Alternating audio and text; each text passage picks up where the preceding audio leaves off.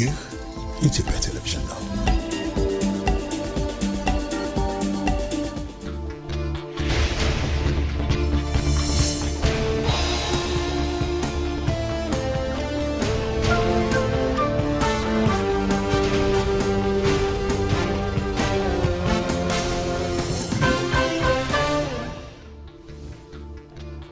ናዚ 2018 ዓመተ ምህረት ጥናስልኝ እንደምናመሻቸው የኢትዮጵያ ቴሌቪዥን ነው። ኢቲቪ 57 ጀምሯል። ዋና ጉዳዮችን ላስታውቃችሁ።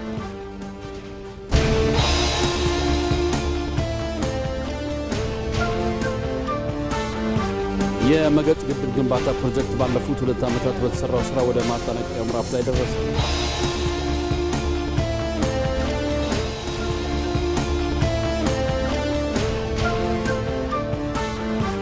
በኢትዮጵያ የተከናወነው ሀገራዊ ምክክር የመሳሪያ ድምጽን በማስወገድ ለተረጋጋ ሀገረ መንግስት ግንባታ ትልቅ አበርክቶ እንደሚኖረው ይጠበቃል።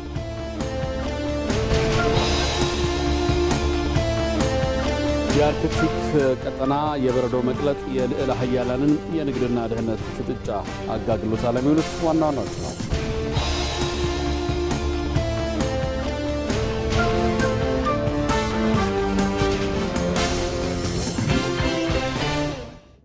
ከዜናዎቹ ጋር አንተነህ ደግፌ ነኝ። አብራችሁን ቆዩ። ግብፃውያን እንድንቀበላቸው የሚፈልጉት የቅኝ ግዛት ቅሪት የሆኑ ስምምነቶችን አባይን በመጠቀም ሂደት ውስጥ ግብፅ ላይ የተለየ ጉዳት አምጥታለች ወይ? 86.5% ውሃ የምታገኝበትን ኢትዮጵያን ያገለለ ከሌሎች ጋር ግን አብሮነትን ለማሳየት የሚሞከር አካሄዳል። ተመጣጣኝ የሆነ ዝናብ ኢትዮጵያ ውስጥ ከሌለ ናይል እንደሌለ ግብፃውያን ያውቃሉ። ኑና በግሪን ሌጋሲ ላይ ተሳተፉ አግዙን ስትላቸው አይኖር። ኢትዮጵያ ዓለም አቀፍ ሕግን እየጣሰች ነው የሚለው ክስ ምን ማለት ነው? ለግብጾች ናይል ሌክዠሪ ነው ብዬ ነው ማለት ነው፣ ቅንጦት ነው ብዬ ነው።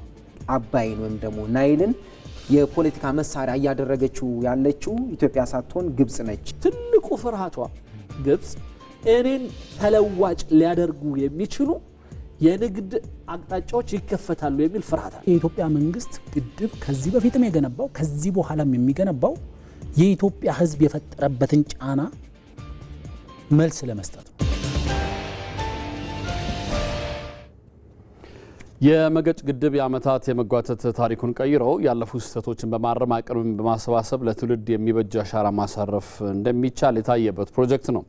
ለዓመታት ዜጎች ሲጠይቁት የነበረው ሀብትን እንጠቀም የሚል የልማት ጥያቄ ባለፉት 2 ዓመታት በተሰራው ስራ ፕሮጀክቱ ወደ መጠናቀቂያው ምዕራፍ ማድረስ ተችሏል። ሙሉ ግርማ ተጨማሪ ያለው በጎንደር ከተማ አቅራቢያ እየተገነባ የሚገኘው የመገጭ ግድብ ውጥኑ ከተጀመረ 18 ዓመታትን አስቆጥሯል። በግድቡ ጅማሮ በዜጎች ዘንድ ተስፋ ቢፈነጥቅም ወደ ተግባር ሲገባ ግን ለዓመታት የታየው የታፈነ የታሪክ ምሬትና የቆየ ቁጭት ሆኖ ኖሯል። ከነገ ዛሬ ግድቡ ተጠናቆ አገልግሎት ይሰጣል እያሉ የሚጠባበቁ ዜጎች ተስፋቸው እንደ ጉምተኖ እንዲጠፋ የሚያደርግ የፕሮጀክት አፈጻጸም ነበር። ዛሬ ላይ የመገጭ ግድብ ታሪኩ በ2 ዓመት ጊዜ ውስጥ ብቻ ተቀይሯል። የአካባቢው ነዋሪም በ2 ዓመት ጊዜ ውስጥ ሲከናወን የነበረውን የ24 ሰዓት ስራ ለዚህ ምዕራፍ መብቃቱ ምስክር ናቸው። ሲያወጡ ሲጥሉ ሲያወርዱን ነበረ። ጥሩ ሆኖም አልተሰራቸውም ነበር። አሁን ግን አመት አልሞላበትም ሲሰራ ለስራ ኃይለኛ ነው። ይሄ ነው አይባልም ስራው። አሁን አፋጥሮ በአመት ጉጭ ሰርቶታል። ውሃ ይጋገር ነው። በጣም ለወረ ልማት ሊመለስ ነው። እንቅልፍና እንትን የለውም። ለስራ ይጓጓ ነው። በጣም ያስደስታና አምናታች አምና በፊተኛው ዘመን የነበረውን ዛሬ ያለበትን ዘመን ስናየው እንግዲህ በጣም የተራቀቀ ነው። የግድቡ ታሪክ የተቀየረው ጠቅላይ ሚኒስትር አብይ አህመድ ከ2 ዓመት በፊት ባደረጉት ጉብኝትና እሱን ተከትሎ በተሰጠው ትኩረት ነው። ያለፉ ስህተቶችን በማረም አቅምን በማሰባሰብ ለትውልድ አሻራን የማስቀመጥ ተግባር ከ2 ዓመት ወዲህ በመገጭ ግድብ የተገለጠ ስራ ነው። ግድቡ እንደ አዲስ ወደ ስራ ተመልሶ አዲስ ተቋራጭ ተቀይሮለት ቀን ከሌሊት በመሰራቱም ለዓመታት የጨለመው ተስፋ አብቦ ወደ መጠናቀቂያው ምዕራፉን መድረስ ችሏል። ካለፉት 2 ዓመት ጀምሮ በተለይ በክቡር ጠቅላይ ሚኒስትር ፕሮጀክቱን አይተው ውሳኔ ከወሰኑ በኋላ ከፍተኛ ሆነው ለውጦች ተካሂደዋል ማለት ነው። ለውጦቹም አንደኛ አቅም ያለው ተቋራጭ ድርጅት ከማስገባት ለፕሮጀክቱ የሚመጥን በጀት እንዲመደብ በማድረግ በሚኒስቴር መስሪያ ቤት ደረጃ ደግሞ ፕሮጀክትን ማስተዳደር የሚችል ተቋማዊ አወቃቀሮችን በመፈጸም የፕሮጀክት አስተዳደር ስርዓቱን በመለወጥ ከፍተኛ የሆነ ርብርብ ተደርጎ ነው ፕሮጀክቱ እዚህ የደረሰው ማለት ነው። አሁን ላይ የመገጭ ግድብ 33 ሚሊዮን ሜትር ኪዩብ ገደማ ውሃን መያዝ ችሏል። አብዛኞቹ የግድቡ ስራዎች የተጠናቀቁለት ሲሆን ቀሪ ስራዎቹም በዝናብ ወቅት ምክንያት ጊዜን የሚጠይቁ ናቸው። አብዛኛው የግድቡ እና ተያያዥ ስራዎች አብዛኛው ስራ ኦልሞስት በመጠናቀቅ ላይ ናቸው ያሉት። አጠቃላይ ኦቨርሆል ፕሮጀክቱ ኦልሞስት 94% አካባቢ ነው ፕሮጀክቱ አሁን ያለበት። ኤሌክትሮሜካኒካሉ ክሪቲካል ስለነበረ እንደምታዩት ውሃም ስለያዘ እና ውሃውን ኮንትሮል አድርጎ እንዲወጣ ማድረግ ስለሚያስፈልግ ቅድሚያ ተሰጥቶት በኢቭን በአውሮፕላን ሁሉ እንዲመጣ ተደርጎ አሁን እየተገጠመ ያለበት ሁኔታ ነው የምታዩት። ስለዚህ አሁን ስራው እየተሰራ ነው ያለው፣ በአጭር ጊዜ ውስጥ የሚጠናቀቅ ይሆናል ማለት ነው። ስለዚህ አሁን ከሸክላ አፈር ውጭ ያሉ ሌሎችን ስራዎች በሙሉ እየሰራን ያለ ነው ማለት ነው እና ምናልባትም የዚህ የሸክላ አፈሩ እርጥበቱን በምንፈልገው ሌብል ልክ የምናገኝ ከሆነ ክረምቱ ቀደም ብሎ ወጥቶልን የምናገኝ ከሆነ የሚቀረው ያው እንደምታዩት የአንድ ወር ያልበለጠ ስራ ነው ያለው እዚህ ጋር የምናየው። የዘመናት የኢትዮጵያ ፕሮጀክት መጓተት ታሪክና ይህ እንደ ሀገር እያሳደረ የነበረው ተደራራቢ ኪሳራ እንዲህ ባሉ ፕሮጀክቶች ወደ ተስፋና ሙሉ አቅም እየተቀየሩ ማየት እየተቻለ መጥቷል። ይህን አቅም ለመግለጥ የተቃረበው የመገጭ ግድብ ሲጠናቀቅም ሁለገብ አገልግሎትን የሚሰጥ በአጠቃላይም የግድቡ የመስኖ ልማት ዝርጋታዎች ሲጠናቀቁ 17000 ሄክታር መሬት ማልማት የሚያስችል አቅም አለው። በመጀመሪያውም ዙር 7800 ሄክታር መሬትም ማልማት የሚያስችል ነው። ከመስኖ ባለፈ ለጎንደር ከተማና ለአካባቢው የንጹህ ውሃ አቅርቦት እንዲኖር የሚያደርግ ሲሆን ይህ ስራም የውሃ ማጣሪያ ግንባታን የሚጠይቅ ቀሪ ስራ ነው። በመጀመሪያው ውል ወደ 7800 አካባቢ ሄክታር የሚያለማ ስራው እየተሰራ ያለበት ሁኔታ ነው ያለው። ቀጣይ ፌዞችም አሉት። እነሱ ሆኖ አጠቃላይ ፖቴንሻሊ 17000 ሄክታር የማልማት አቅም አለው ማለት ነው ግድቡ። አንደኛው ዓላማው ይሄ ነው። ሁለተኛው ደግሞ ለጎንደር ከተማና ለአካባቢ ላሉ ከተሞች የንጹህ መጠጥ ውሃ አገልግሎት የመስጠት ነው። እሱም እንደዚሁ መሰራት ያለባቸው ስራዎች ተሰርተው ለቀሪ ስራ ሬዲ ሆኖ ነው የተቀመጠው ማለት ነው።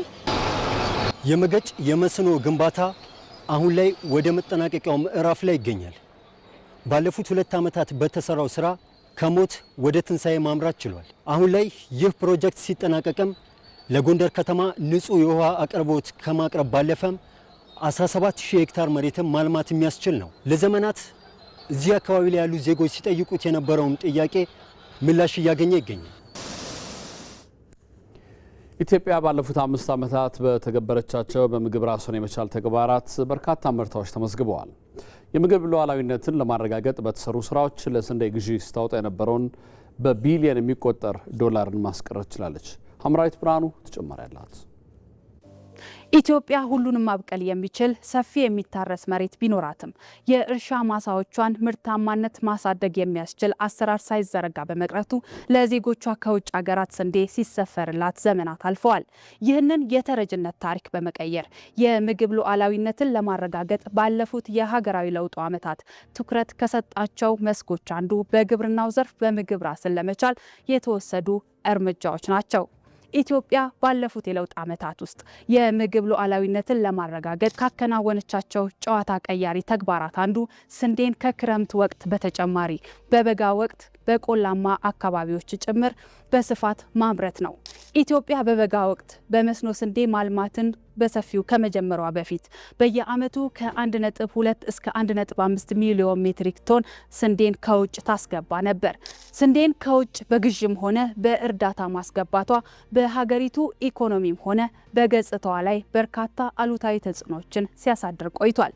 ከፍተኛ የውጭ ምንዛሬ ማጣት፣ የአርሶ አደሮችን አቅምና የግብርናውን ዘርፍ ማዳከም፣ የንግድ ሚዛን መዛባትና የዕዳ ጫና እንዲፈጠር አድርጓል።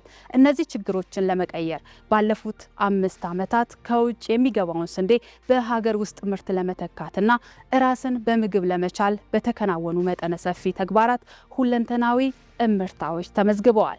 ከበጋ መስኖ ስንዴ ልማትና ከመደበኛው የመኸር ወቅት ምርት የሀገሪቱ ስንዴ ምርት በከፍተኛ ሁኔታ ማደግ ችሏል። በዚህም ኢትዮጵያ በዓመት ከ240 ሚሊዮን ኩንታል በላይ የስንዴ ምርት ታገኛለች። የስንዴ ምርት መጠን ከዓመት ዓመት ማደግ ዜጎቿን ከመመገብ አልፎ የውጭ ምንዛሬ እንድታገኝም ያስቻለ ነው። የኩታ ገጠም እርሻ አስተራረስን በመተግበር አርሶ አደሮች ተደራጅተው መሬታቸውን በማጣመር ማዳበሪያን፣ የምርጥ ዘርን፣ ቴክኖሎጂን በጋራ መጠቀማቸው ከፍተኛ የምርት ጭማሪ ማግኘት ተችሏል። የእርሻ ስራን በሜካናይዜሽን ለመደገፍ በተሰሩ ስራዎች እንደ ትራክተርና ኮምባይነር ያሉ ዘመናዊ መሳሪያዎች ተጠቃሚነት ማሳደግም ተችሏል። የግብርናው ለውጥ የስንዴ ማሳን አልፎ የህብረተሰቡ ማዕድ ለማበልጸግም ተዘርግቷል። በሌማት ትሩፋት ኢኒሼቲቭ ወተት፣ እንቁላል፣ ቂቤ፣ ማር፣ የአሳና የዶሮ ስጋ ምርቶችን ማሳደግ ለህብረተሰቡ የተሻለ የስነ ምግብ አቅርቦትን ከመፍጠሩ ባለፈ ለአርሶ አደሮችና ለወጣቶች ተጨማሪ ገቢ የስራ ዕድል ይዞ መጥቷል። ዛሬ በአርሶ አደሩ ማሳ ላይ የሚታየው ለውጥ ከምርት በላይ ትርጉም አለው። ከውጭ ጥገኝነት ወደ ራስ መቻል የተሸጋገረ የአስተሳሰብ ለውጥ ነው። በኢትዮጵያ የተካሄደው ሀገራዊ ምክክር የመሳሪያ ድምፅን በማስወገድ ለተረጋጋ ሀገረ መንግስት ግንባታ ትልቅ አበርክቶ እንደሚኖረው ይጠበቃል። ምክክሩ ለኢትዮጵያን ከቆዩ ችግሮች መውጫ መንገድነቱ በበርካቶች ተሳትፎ ተረጋግጧል። ተስፋዬ ጫና ተጨማሪ ያለው ኢትዮጵያውያን ባለፉት በርካታ ዓመታት ከመጡበት ችግሮቻቸውን በአፈሙዝ ንግግር ለመፍታት ከመሞከር ይልቅ በሰለጠነ የአዳራሽ ውይይትና ንግግር ለመፍታት ያደረጉት ጥረት ታሪካዊ ክስተት ሆኖ ተጠናቋል። እነዚህ በርካታ የተዛቡ ትርክቶችም ከሀገራዊ መግባባት ይልቅ ትልቅ ፈተና ደቅነው የነበሩ ሲሆን እነዚህ ችግሮች ወደ ነገ ተሻግረው መጪውን ሀገር ተረካቢው ትውልድ ጭምር ፈተና ከመሆናቸው በፊት መፍትሄ ለማምጣትና ቂምን በይቅርታ ለመሻገር በሚል ነው ምክክሩ የተከናወነው። ከኢቲቪ ዳጉ ዝግጅት ጋር ቆይታ የነበራቸው ባለሙያዎች እንደሚሉትም ምክክሩ የተከናወነው በበርካታ ፈተናዎች መካከል በመሆኑ ኢትዮጵያ በእርግጥም አሸናፊ መሆን ችላለች። ቃል ለቃል መግባባት ሁሉ እንዲያቅተን ተደርጎ የተሰራ ስለነበር ነው እና ይሄን ወደ 4000 የሚጠጋ ሰው ከያለበት ከየሰፈሩ ከየወረዳው አሰባስቦ አንድ ቤተሰብ እንኳን ሲሰባሰብ የሚገጥመንን እናውቃለን። እንኳን አሁን ባለው ጫና ውጫዊና ውስጣዊ ጫና ብቻ ሳይሆን እንዲሁ በተፈጥሮም ራሱ ያለውን አጓጉዞ አሁን ባለንበት ሀገራዊ ሁኔታ ላይ አጓጉዞ አንድ ጋር አመካክረው የመጨረሻዋ ነሐሴ 16 ላይ መድረስ ለኔ የሆነ ልዩ ትርጉም ሰጥቶኛል። ምክንያቱም በየቀኑ ከታተለው ስለነበር ወይ በመሃል ላይ ብጥብጥ መጥቶ ምንም ጋር ሳይደረስ መለያየት ይመጣ ይሆን፣ መንገድ ላይ ችግር ይገጥም ይሆን፣ በጣም ብዙ ስጋቶች ውስጥ ነው ያለነው። እኛ ብቻ አይደለንም፣ በቀጠናው ያሉ አጋሮቻችን ሁሉ ይጋሩታል። ያን አልፈን እዛ ላይ መድረስ በራሱ ሲወዳደር አንድ ምዕራፍ ማሸነፍን ስለሚያመጣ ነው። ለማንኛውም ኢትዮጵያ አሸንፋለች። ምክንያቱም ከጥንት ጀምረው የነበሩባትን የተደራረቡ የቤት ስራዎች ዛሬ ሁሉንም በጠረጴዛ ዙሪያ ቁጭ አድርጋ ልጆቿን አመካክራለች። ሃይማኖት ሳይለያቸው፣ ብሔር ሳይለያቸው፣ እድሜም ሳይለያቸው፣ እውቀትም ሳይለያቸው፣ የማህበረሰብ ክላስ ወይም ደግሞ የማህበረሰብ ደረጃም ሳይለያቸው ሁላቸውም ተሳትፈው እያንዳንዱ ሽማግሌው፣ ወጣቱ፣ ሴቱም ወንዱም ተሳትፎ የሁሉም ማህበረሰብ ክፍል የተወያየበት አጀንዳ ዛሬ መሬት ላይ መጥቷል። ከነ መፍትሄው ችግሩን ብቻ አይደለም የተለቀመው። እዛ ቦታ ላይ ቁጭ ብለን በ8 ካታጎሪ ተመድቦ የተወያየንባቸው የተመካከርንባቸው ውጤቱ የምክክሩ ውጤት ሁሉም መፍትሄው አለ። ያንን ወደ መሬት ለማውረድ እንግዲህ ሁሉም ጥረት ያስፈልጋል ነው። አሁን ላይ የተጠናቀው የሀገራዊ ምክክር ሂደት የመጨረሻው ሳይሆን ለቀጣይ ሂደቱ እርሾ የጣለ የመጀመሪያው በመሆኑ ለቀጣይ ሂደቶችን በስኬት መስራት ይገባል። ይህ የተመካከርበት ውጤት መሬት ላይ እንዲወርድ ግን ቀጣይ አሁንም ስራ ይፈልጋል። በነገራችን ላይ እንደው ይሄን ተመካከርን ኢትዮጵያ ተመካክራለች በቃት የሚባል አይደለም። ይሄ ምክክር ወደ መሬት ለማውረድ ሌላ ምክክር አሁንም ይፈልጋል፣ ይቀጥላል። ይሄ ምክክር ከመንግስት ጋር መተባበር ያስፈልጋል። መንግስትን አቅጣጫ ማሳየት ያስፈልጋል። ማህበረሰቡ ሁልጊዜ የሚጓጓው ይሄ ወደ መሬት እንዲወርድ ነው። ይሄ ተግባራዊ እንዳይሆን የሚጥሩ የሉም ወይ? አሉ፣ ሊኖሩ ይችላሉ። እርግጠኛ ሆነን መናገር ባንችል ሊኖሩ ይችላሉ። እንዳልኩት ከውጭም ከውስጥም ሊኖሩ ይችላሉ። እነሱን ደግሞ በማስተማር በመዋጋት በመከራከር እነሱ ሰዎች ጋር በመግባባት ወደፊት መሄድ ያስፈልጋል። በሌላ በኩል ደግሞ የሀገራዊ ምክክሩ የመሳሪያ ድምፅን በማስወገድ የተረጋጋ የሀገረ መንግስት ግንባታ ትልቅ አበርክቶ እንደሚኖረውም ይጠበቃል። ካሁን በኋላ የሆነ ነገር ከፋ ሲለን መሳሪያ ከማንሳት የውጭ መሳሪያ ከመሸመት ይልቅ የመመካከሩ እዛው ከሰፈር እየጀመርን ወደ ላይ ድረስ መምጣት እድሉን ይሰጠናል። ሁለተኛ መንግስት የሚሆን ተቋም ወይም ፓርቲ አንድ ብቻ አይደለም። ከዚህ በፊት በጣም ብዙም ሄደዋል። ገና ወደፊትም በጣም ብዙ ትውልድ ይመጣል። የሚመጣውም ሰው ይሄን መሰረት እያደረገ የመምጣት እድሉን እያሰፋ ይሄዳል። ክላሹን ወይም ከጫካ ያለው ጉልበቱን ይዞ መጥቶ ሳይሆን በዚህኛው አካሄድ ሲመጣ ብዙ ቅቡልነት አግኝተው ይሄን ሁሉ የሚያስተዳድረውን ህዝብ ምርቃት አግኝቶ የሚመጣበትን እድል ያገኛል። ሁለተኛ እንግዲህ ሀገር የምትመሰረተው ሉዓላዊነቷን ለማስከበር ሰላሟን ለማስከበር ከዛም የተፈጥሮ ሀብቷን ተጠቅማ ለመበልጸግ ራሷን ከአደጋ ለመከላከል ነው። አንድ ሀገር አንድ መንግስት የሚሆነው ሀገር የሚሆነው ዜግነት ክብር የሚሆነው ይሄን ማድረግ ስንችል ነው። ይሄን ለማድረግ መነጋገር ነው የሚያስፈልገው ተኳኮስ ሳይሆን ያን የመነጋገር ነገር መንግስት ራሱ እሴት ያገኛል ማለት ነው። ከዛ የሚያገኘውን ወደ ልማት አድርጎ የሚመሰገንበት ይህን ሰርቶ አለፈ የሚባልበት ነገር ማምጣቱን ሲቀምስ ያንን የሚቀጥሉት እንትንም ይሄንን እያዳበሩት ይመጣሉ ማለት ነው። ቀጣይ ሀገር የሚገነባው በፖለቲካ ብቻ ሳይሆን በማህበራዊ የጋራ ሴቶች መሆኑን በሚገባ መረዳትም ምክክሩን ኢትዮጵያውያን አዲሱ የችግሮቻቸው መውጫ መንገድነቱን መርጠው በሰፊው ተሳትፈውበታል። በአማራ ክልል የተጀመሩ የለውጥ ስራዎችን በማጽናት ሁለንተናዊ ስኬትን ማስቀጠል እንደሚገባ ርዕሰ መስተዳድር አረጋ ከበደ አስገነዘቡ። አርቆ ማየት አልቆ መስራት በሚል መሪ ቃል የአማራ ክልል የ2018 በጀት ዓመት አሻጋሪ እድገትና ዘላቂ ልማት እቅድ አፈጻጸም ግምገማና የ2019 በጀት ዓመት እቅድ ትውውቅ መድረክ በባህር ዳር እየተካሄደ ነው። በመድረኩ የተገኙት ርዕሰ መስተዳድር አረጋ ከበደ በክልሉ በተቋማት ሪፎርም በሀገራዊ ኢኒሼቲቮች ትግበራና በሁለንተናዊ የልማት ዘርፎች ስኬቶች መመዝገባቸውን ገልጸዋል። ኢትዮጵያ በርካታ ስኬቶች ያስመዘገበችበት ዓመት እንደነበረ የገለጹት ርዕሰ መስተዳድሩ የአማራ ክልልም ጸጋውን አልምቶ በመጠቀም የተቋማትን የመፈጸም አቅም በማሳደግና ቴክኖሎጂ አጠቃቀም በማላቅ አምራችና ተወዳዳሪ ኢኮኖሚ መገንባት ድርሻ እንደተወጣ አስገንዝበዋል። በአፍሪካ ደረጃ ሲታይ የተሻለ እና ተወዳዳሪ ኢኮኖሚ ኢትዮጵያ እንደምትገነባ ምናልባት እኛ በውስጥ ያለን አመራሮችና ባለሙያዎች ከምንገምተው በላይ ዓለም ተስፋ ያደረገበት የኢኮኖሚ ስኬትና ከስኬቱም በላይ ደግሞ ትክክለኛ አቅጣጫ ይዛ የምትሄድ ሀገር መሆኑን እያረጋገጡ በዚህ ውስጥ ግን አማራ ክልል የት ነው ያለ ብለን ደግሞ መጠየቅ የተገባ ይሆናል። ለምሳሌ በሰው ሀብት ልማት የት ነው ያለ ነው? ሂውማን ፓወር ወይም ካፒታል ላይ የት ነው ያለ ነው? በችሎታ በመፍጠር ምርታማ እንዲሁም በማድረግ የት ላይ ያለ ነው የሚለውን ነገር በደንብ ማየት ያስፈልገናል። በ2019 በጀት ዓመት የተጀመሩ የለውጥ ስራዎችን በማጽናት ለውጤት እንዲበቁ ከማስቻል ባለፈ ለአፈጻጸሙ ተግዳሮት የነበሩ ችግሮችን ለመቅረፍ የሚያስችል ስልት መንደፍ እንደሚገባም አቶ አረጋ ከበደ ገልጸዋል። እንደ ሪፖርተራችን ራሄል ፍሬው ዘገባ ክልሉ በስራ ዘመኑ በአሻጋሪ እድገትና ልማት እቅዱ የተመላከቱ መዳረሻ ግቦች ላይ ለመድረስ ለጋራ ራዕይ የሚታትርና የጋራ ግብ ያለው አመራር ማረጋገጥ መቻሉንም ርዕሰ መስተዳድሩ ተናግረዋል። በዓላማ የተግባባ የጋራ ግንዛቤ ያለው የጋራ አቋም ያለው አቋም መያዝ ብቻ ሳይሆን ቤተሰባዊንም ግለሰባዊንም ፍላጎቱ ለዚሁ ዓላማ ለማስገዛት የሚጥር አመራር እሱ ብቻ ሳይሆን የሚመራው የማህበረሰብ ክፍል መንግስት ሰራተኛ ሌላው ወደዚህ እንዲተም የሚያደርግ ስራ መፍጠር ይጠይቃል። ሁለተኛው እንደ ዓላማ ያስቀመጥነው አመራራችን ከዚህ ተነስቶ በታችኛው የአስተዳደር እርከን የሚገኘው መዋቅር አሁን ዛሬ በምንደርስበት ነገ በምንደርስበት ድምዳሜ መሰረት ማንቃት፣ እቅዳችንን ማስተዋወቅ እና በራሱ ተቋም ደግሞ በውጤታማነት ለመፈጸም በሚያስችል ደረጃ እንዲመራ ማድረግ ነው። በኦሮሞ ገዳ ስርዓት ውስጥ ትልቅ ስፍራ የሚሰጠው የኦዳ ሙርቲ ስርዓት ዳግም ታደሰ። ኦዳ ሙርቲ በምስራቅ ቦረና ዞን መደዋላ ወረዳ ውስጥ የሚገኝ ሲሆን ቀደምት የገዳ ስርዓት ድንጋጌዎች የረቀቁበት ስፍራ ነው። በተለይ አብሮነትን የሚያንጸባርቁ የሰው ልጆችን መከባበር የሚያጎሉ ከአካባቢ ጥበቃ ጋር የተቆራኙ የእንስሳት መብቶችን ጭምር ያቀፉ ዘመናትን የተሻገሩ የገዳ ስርዓት ህግጋቶች የረቀቁበት ስፍራ መሆኑን ይናገራል። ይሁን እንጂ ይህ በመደወላቡ ኦዳ ሙርቲ ህግጋት የሚደነገጉበት ስርዓት ለበርካታ ዓመታት ተቋርጦ ቆይቷል። በዛሬው ዕለት ይህን ተቋርጦ የቆየውን ስርዓት ማደስ መልሶ የመትከል ስርዓትም ተካሂዷል። ይህን ስርዓትን ማደስና መልሶ መትከል በገዳ ስርዓት ውስጥ ያሉ ትልልቅ እሴቶችን ይበልጥ ለማጉላትና ሀገራዊ ፋይዳቸውን ለማሳደግ እንደሚረዳ ተገልጿል።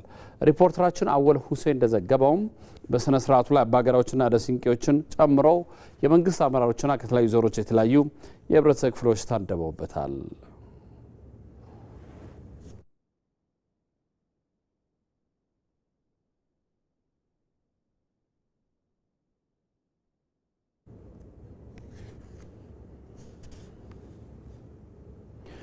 ሀገር በቀል የንግድ ባህልን ከዘመናዊ ቴክኖሎጂ እውቀት ጋር ማቀናጀት የዲጂታል ኢኮኖሚ ግንባታ ለሁሉም ዜጋ ተደራሽ ያደርጋል። ከጥሬ ገንዘብ ንክኪ ነፃ የሆነው የዲጂታል ክፍያ ስርዓት ዛሬ በጎዳና ላይ ለሚሰሩ ጫማ ጠራጊዎችና ነጋዴዎች የቅርብ አጋርም ሆኗል።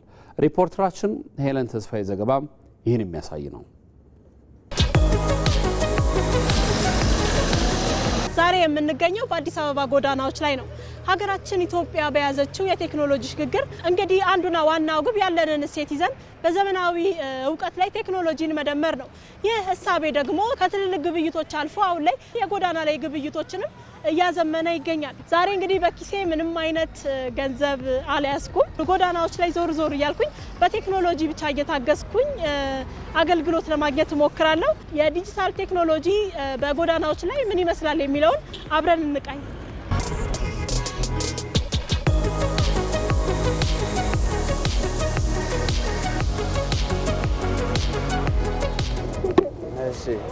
ካሽ አልያዝኩም። በቴሌብር ትራንስፈር ማድረግ ትችላለህ? ትችላለሽ። እስቲ ስልክህን ንገረኝ። 09 ቴሌብር ትጠቀማላችሁ ማለት ነው? አዎ እንጠቀማለን። ሰው ሁሉም አሁን እኮ ይጠቀማል። መጠቀም ከጀመርክ ምን ያህል ጊዜ ሆነ? ቴክኖሎጂው ከመጣ ጀምሮ መጠቀም ጀምረናል። ኦኬ። ስለዚህ ለኪሳችንም እንዳንሰረቅም ትርፋማ ለመሆን ለብዙ ነገር ይጠቅመናል። ብሬንም ያው ብዙ ጊዜ በፈጣኝ ለመላክ ለሰውም ለመላክ ለመቀበልም ምቹ ስለሆነ አሁን ለምሳሌ ዝርዝር 200 ብር ዝርዝር ምናምን ይዞ አልመጣ ምንም እኔ ዙሬ ማምጣት ነው ለሱ። ኦኬ። ስለዚህ እሱን ከሚዞርብኝ ዙሬ ዝርዝር ከሚፈልግ በሱ ብልክልኝ ለኔ ቀላል ነው። እናመሰግናለን። እሺ በርታ። 30 ይሄው አይሽ ገፍቶልኛል። አመሰግናለሁ። እሺ በል መልካም ስራ። እሺ ሰላም ነው አባ? አለው እንዴ? ሰላም ነው አለሎ። ፈልጌ ነበር። ስንት ነው? 30 40 50። ኦኬ። እሺ ግን ካሽ አልያዝኩም። በቴሌብር አለ? ቴሌብር ትችላለህ? ትችላለህ። እሺ የ30 ብር አድርግልኝ። ፔስት አድርገን የለኝም። ኧረ ችግር የለውም። ቦርሳ ስለያዝኩኝ ቦርሳ ውስጥ ነው። እሺ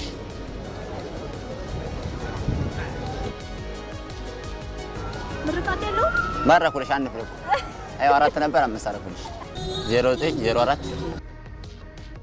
ቴሌብር መጠቀም ምን ያስገኛል? ያው ብር ከኪሳችን ከያዝነው ይጠፋል። በትራንስፈር ከሆነ ደግሞ ትራንስፈር ሲደረግ የዋለው አንድ ላይ ደምሮ ቶታሉን ድምሩን ያሳየኛል። ከዛ የምጠቀመውን ነገር ቁም የምጥላለው ለኔ በጣም አሪፍ ነው።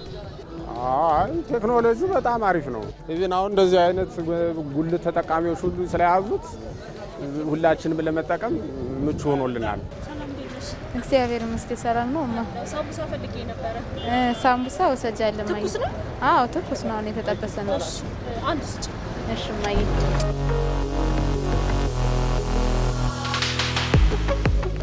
25 ብር ነው። ካሽ አልያዝኩም። በቴሌብር መላክ ወይ ደግሞ በሞባይል ባንኪንግ ይቻላል። በምን ልላክ? በንግድ ባንክ ነው የሚቻል።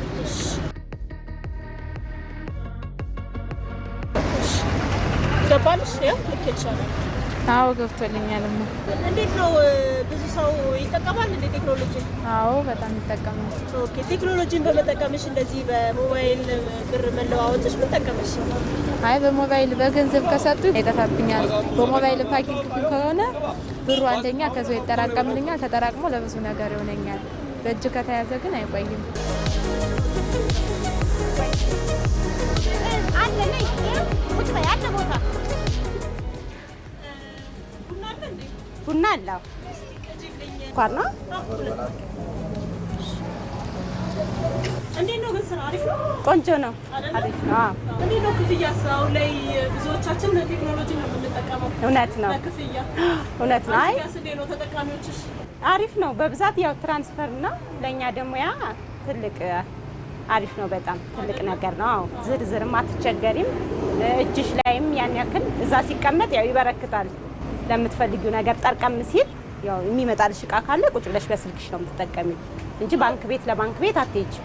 እኔው በቃ 30 ብርም ሆነ 50 ብርም ሆነ አሁን በቃ በትራንስፈር አደርጋለሁ። ብር ይዘሽ ለመንቀሳቀስ ስለማይመች ያው ትራንስፈር እያደረግሽ በተቀሙ በጣም ቀለል ያለ ነገር ነው። ቴክኖሎጂም ደግሞ ይሄን ስላመጣው በጣም አሪፍ ነገር ነው። ያው ቡና ትራንስፈር ነው የምናደርገው።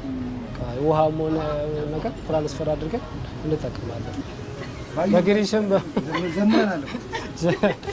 ዘመኑ ደስ ስለሚል በቃ እንደዛ እናደርጋለን። እዚህ ትራንስፈር አሪፍ። እንግዲህ ዛሬ እንዳያችሁት በኪሴ ምንም አይነት ብር ሳይኖር ጫማዬን አስጠርጌያለሁ። የጎዳና ላይ ንግዶችንም ተገበያይቻለሁ። ይህ ቀላል የሚመስል ግን ትልቅ ትርጉም ያለው ነው። ቴክኖሎጂና አነስተኛ ንግዶች ሲደመሩ ውጤቱ ይህንን ይመስላል። በዚህ መልኩ አይተነዋል ማለት ነው። የውጭ ዜና። የአርክቲክ ቀጠና ግግር በረዶ በከፍተኛ ፍጥነት መቅለጡ ለዘመናት ተዘግተው የነበሩ አዳዲስ የባህር ንግድ መስመሮችንና ያልተነኩ ተፈጥሮ ሀብቶችን በመክፈቱ በልዕለ ሀያላን ሀገራት መካከል ያለውን የንግድና የደህንነት ውድድር አፋፍሞታል። በመካከለኛ ምስራቅና በቀይ ባህር አካባቢ ያለው ጂኦፖለቲካዊ ውጥረት መደበኛ የንግድ መስመሮችን ስጋት ላይ በጣለበት በአሁኑ ወቅት የአርክቲክ በረዶ መቅለጥ የጉዞ ጊዜና ወጪን በግማሽ የሚቀንስ አዲስ አማራጭ በመሆኑ የዓለም አቀፍ ሀያላን ትኩረት ማዕከልም ሆኗል። ሰለሞን ገዳ ተጨማሪ አለው። በምድራችን ላይ ከሚገኙ ስፍራዎች እጅግ ቀዝቃዛና በበረዶ የተሸፈነው የአርክቲክ ቀጠና በአሁኑ ወቅት ያለው የጂኦፖለቲካ ሙቀት በእጅጉ እየጋለ ይገኛል። ለአያሌ ዘመናት ከሰው ልጅ እይታና ተደራሽነት ተሰውሮ የነበረው ይህ የሰሜን ዋልታ የዓለም ልዕለ ሀያላን ሀገራትን ቀልብ በድንገት ለመሳብ የበቃው በአየር ንብረት ለውጥ ምክንያት ነው። የአርክቲክ ግግር በረዶ ከሌላው የዓለም ክፍል በ3 እጥፍ በፍጥነት እየቀለጠ በመምጣቱ ለዘመናት ተቆልፈው የነበሩ አዳዲስ የባህር ንግድ መስመሮች፣ የነዳጅና የተፈጥሮ ጋዝ ክምችቶችን እንዲሁም ውድ ማዕድናትን በቀላሉ ለማግኘት መንገድም ከፍቷል። በረዶ መቅለጥ ያስገኘው አዳዲስ የባህር ንግድ መስመሮች የቀደመውን የዓለም የንግድ መስመርና የጉዞ ጊዜ በእጅጉ እየቀየሩት ነው። ለአብነት ያህል የደቡብ ኮሪያ የንግድ መስመር ከቡሳን ወደ አውሮፓ ፖላንድ ለመጓዝ በባህላዊ የስዊዝ ቦይ መስመር እስከ 80 ቀናት ይወስድባት የነበረ ሲሆን አዲሱን የአርክቲክ መስመር በመጠቀም ግን ይህንን ጊዜ ወደ 40 ቀናት ማሳነስ ተችሏል። ይህም ጉዞ ጊዜንና ወጪን በግማሽ ያህል የሚቀንስ ነው። ከደቡብ ኮሪያ በተጨማሪ ቻይና መስመሩን በተግባር መጠቀም የጀመረች ሲሆን የብሪክስ አባል የሆነችው ሌላኛዋ ህንድም መስመሩን ለመጠቀም ከፍተኛ ፍላጎት እንዳላት አሳይታለች። መስመሩ ዓመቱን ሙሉ ክፍት አለመሆኑ በረዶ ሰንጣቂ መርከቦችን ማብዛት አስፈላጊ መሆኑና ከፍተኛ የመድን ወጪ መጠየቁ ፈታኝ ያደረገው ቢሆንም በዚህ ቀጠና ረጅም ልምድና የበላይነት ያላት ሩሲያ ድጋፍ በመስጠት ላይ ትገኛለች። በተለይም በአሁኑ ወቅት በመካከለኛው ምስራቅና በቀይ ባህር አካባቢ የሚስተዋለው የጂኦፖለቲካ ፍጥጫዎች ምክንያት መደበኛ የንግድ መስመሮች የግጭት ቀጠና መሆናቸው ዓለም አርክቲክን እንደ ዋነኛ አማራጭ እንዲያማትር አድርጎታል። ከንግድ መስመርነቱ ባሻገር ከዚሁ የአርክቲክ ግግር በረዶ ስር የተሸሸገው ያልተነካ የኢኮኖሚ ሀብት የሀያላኑ ፉክክር አጋግሎታል። የአሜሪካ ጂኦሎጂካል ጥናት መረጃ እንደሚያመለክተው በአርክቲክ ውቅያኖስ ስር 13 በመቶ ያልተነካ የዓለም የነዳጅ ክምችት፣ 30 በመቶ የተፈጥሮ ጋዝ እንዲሁም እንደ ሊቲየም፣ ኒኬልና በቀላሉ የማይገኙ ውድ ዋጋ ያላቸው ማዕድናት ይገኛሉ። ቀደም ሲል እነዚህ ሀብቶች ለማውጣት ከፍተኛ መዋዕለ ንዋይና አቅም ይጠይቅ የነበረ ቢሆንም በአሁኑ ወቅት ግን በምድር ግለት ምክንያት የበረዶ መቅለጥ ተደራሽነቱን ቀላልም አድርጎታል። እንደ ኖርዌይ ያሉ ሀገራት ደግሞ በአካባቢው ነዳጅ ቁፋሯቸውን በስፋት እያከናወኑ ሲሆን የአውሮፓ ሕብረት ከአካባቢ ጥበቃ አንጻር ቁፋሮ እንዲቆም ቢቃወምም በሩሲያና ዩክሬን ጦርነት ምክንያት የተፈጠረውን የኃይል አቅርቦት እጥረት ለመሸፈን የኖርዌይን እንቅስቃሴ በዝምታ ለማለፍም ተገዷል።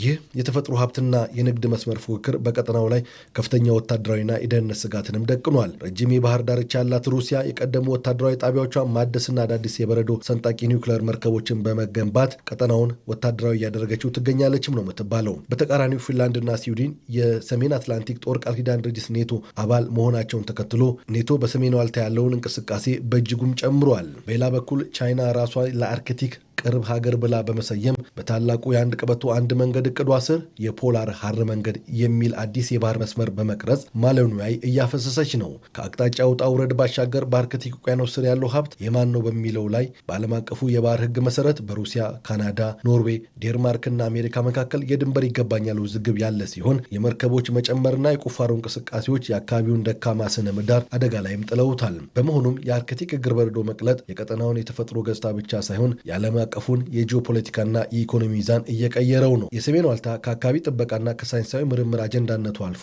የዓለም ልዕለ ሀያላን ሀገራት የባህር ንግድ የበላይነት የሚያረጋግጡበት፣ የኃይል ሀብት የሚቀራመቱበት እንዲሁም ወታደራዊ አቅማቸውን የሚያንጸባርቁበት አዲስ ዓለም አቀፍ የፍጥጫ ማዕከል ሆኗል።